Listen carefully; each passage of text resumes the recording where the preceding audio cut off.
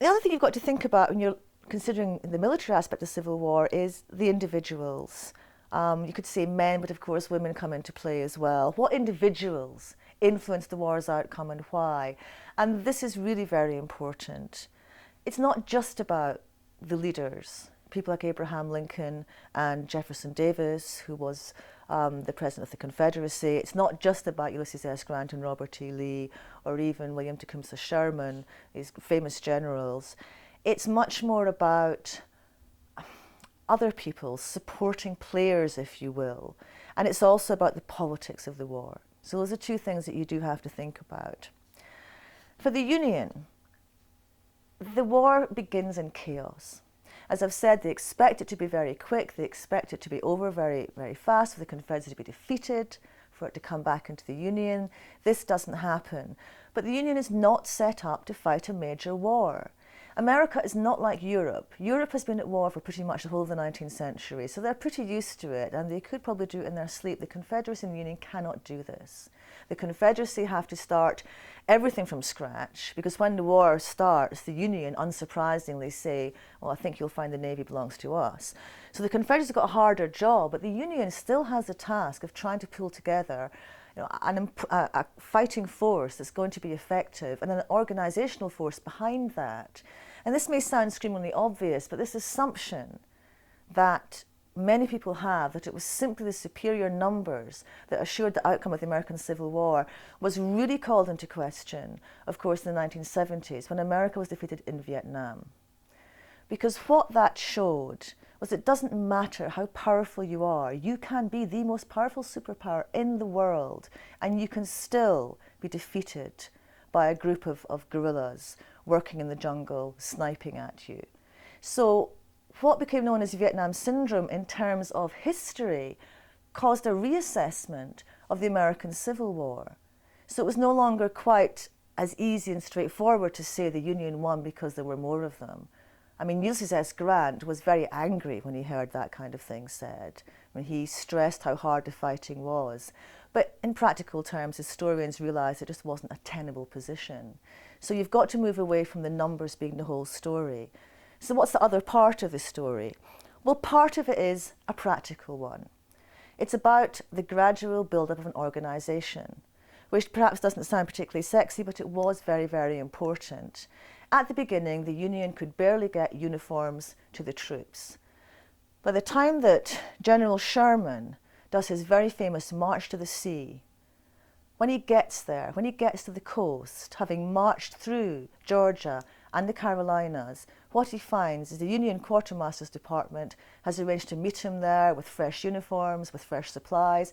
It's all moving like clockwork. So you have to see that build-up of that process of logistics, is what we'd call it now, on the part of the Union. It becomes a more professional nation at war, which it isn't in 1861. And the Confederacy simply cannot match that for various reasons. You've also got other support services that you have to think about, such as medical support. That's absolutely crucial. The Union has what's known as the United States Sanitary Commission, which is at first an unpopular voluntary body. Lincoln calls it the Union's fifth wheel. But it is very, very important when it comes to supporting the troops and maintaining the health of the troops, crucially so they could go back onto the battlefield as quickly as possible. And again, that's not something the Confederacy has in quite the same extent. You've then got the politics of the war, and this is perhaps more important than it might seem at first. Civil war breaks out. The Confederacy, of course, is staunchly democratic because of slavery, and it becomes a single-party state. So the only political party are the Democrats. In the North, in the Union, the political parties stay. So you have the Republicans and the Democrats. Now, this does not make for a very easy life at times, particularly actually for the Democrats. As a party of opposition, it's very difficult for them to work out when they're going to cross the line. Are they being critical of the administration because that's their job? But at what point does that criticism become treason? And some Democrats cross that line in the course of the war, but most stay on the right side of criticism. But what it means is that for Abraham Lincoln, unlike for Jefferson Davis, he is able to maintain support for the war perhaps at those times where it's not as strong as it could be, in 1862, for example, things aren't going very well for the Union. They have midterm elections which see a big swing away from the Republicans. But Lincoln is able to maintain support for the Republicans and for the war because he can call on political support as well as just general support for fighting for the Union. So in other words, Republicans who might be opposed to him will support him because their own political careers are at stake. Jefferson Davis in the Confederacy doesn't have this. He does not get that support from politicians or from state governors, and he can't rein them in because their careers are not at stake. So Davis is, to a certain extent, a beleaguered president, and Lincoln is able to manipulate the North much more effectively. So politics does come into why the Union won. And then, of course, the final and most important thing, perhaps, is emancipation and the decision in 1863 to issue the Emancipation Proclamation. Now, historians do vary on how important they regard this in terms of, say, for example, foreign intervention. The very famous Civil War historian James Macpherson argues that Antietam, a battle that took place in 1862, was what he calls the crossroads of freedom, because after Antietam, Lincoln issues the Emancipation Proclamation and announces to the world that if the Union wins, and it's a big if at that point, if the Union wins, slavery will be abolished. And Macpherson argues that this persuades foreign powers not to recognise the Confederacy, not to come in and support the Confederacy, and therefore it helps the Union war effort. But emancipation certainly is a very crucial aspect of why the Union wins.